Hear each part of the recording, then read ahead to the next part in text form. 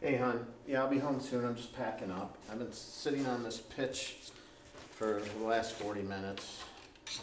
Could have been worse, I suppose. Nobody understands criticism anymore. No. Not here to tell you how great you are. Yeah, can't take it, I don't know. Can't take it, go right for your freaking mother. I don't know what to tell you. Of course I was nice about it. Yeah, sometimes I may have been a little assertive.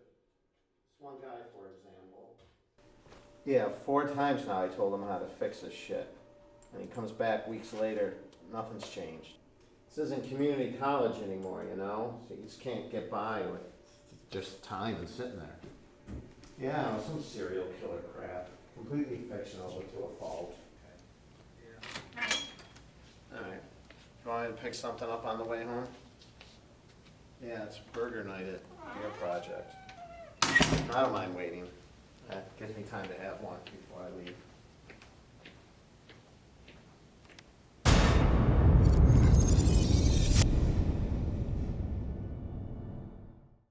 No. This single word can drive a man to insanity. The instant refusal of one's hopes, the shattering of one's dreams.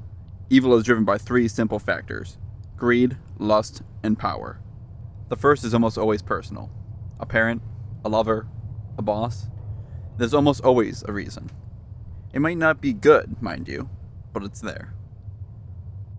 I wonder what my editor would think. To know he was the inspiration behind the first. He said to make it realistic. So I thought, what's more realistic than a workplace grudge?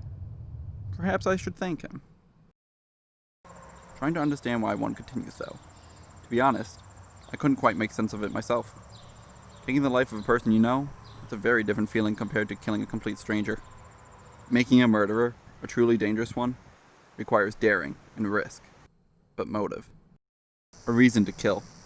A push, a drive. What drives a killer to the next target?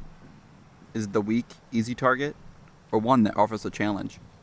Does he kill for acclaim, or is he after a false shred of power?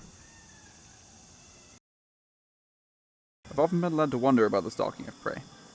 Is it like a hunter in the woods, or more wild like a predator in the night? Following the news, I suppose a murderer would be considered more animal than man.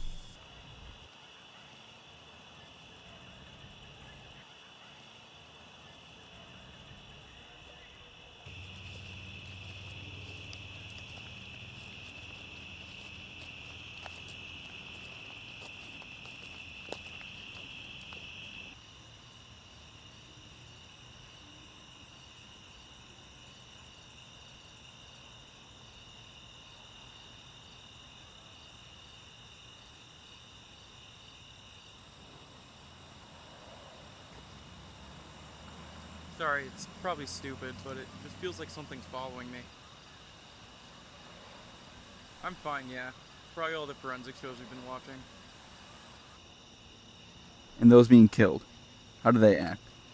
Horror depicts its victims as fools, making stupid decisions that often lead to their deaths.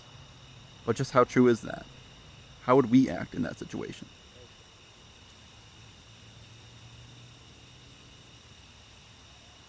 Yeah, the bus will be here soon. According to the schedule, there's one in another 3 minutes. It's funny how safe one feels with a familiar voice in their ear. And what am I for thinking all this? The mind of a killer. Is it dangerous? Pushing to get into that space? Maybe there are certain things we're just not meant to do. Things that should remain fiction. Do you even need this much thought as a killer? It's not like Halloween saw Michael Myers following a grocery list of people to kill. He just killed. Why is this so different? And should you really make the killer your lead? All these tales focus on the lone survivor, the one that gets away, or solves the case. Maybe that's it. A hero.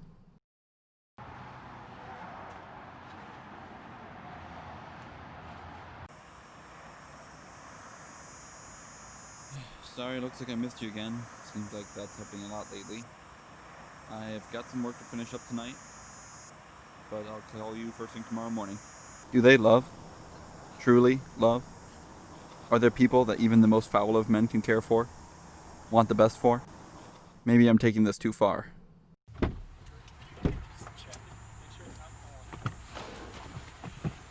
I am never letting you pick the movie again. It was awful. It wasn't even that bad. Come on, it's the middle of October.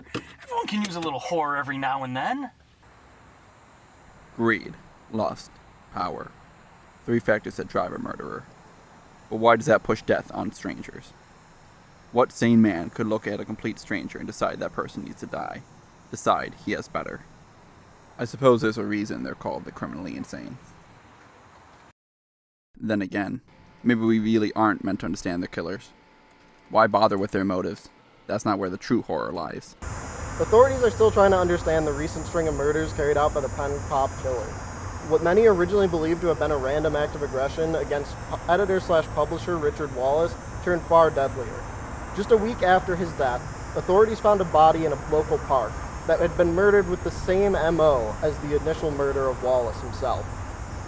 About a week after that, we stand outside the Appleton Theater, where a young couple consisting of 24-year-old Anthony Brown and 21-year-old Cindy Connors now have been defiled in the exact same manner. Authorities are urging citizens to stay home, as it appears we may have a serial killer within our small town. In the end, we all want a hero.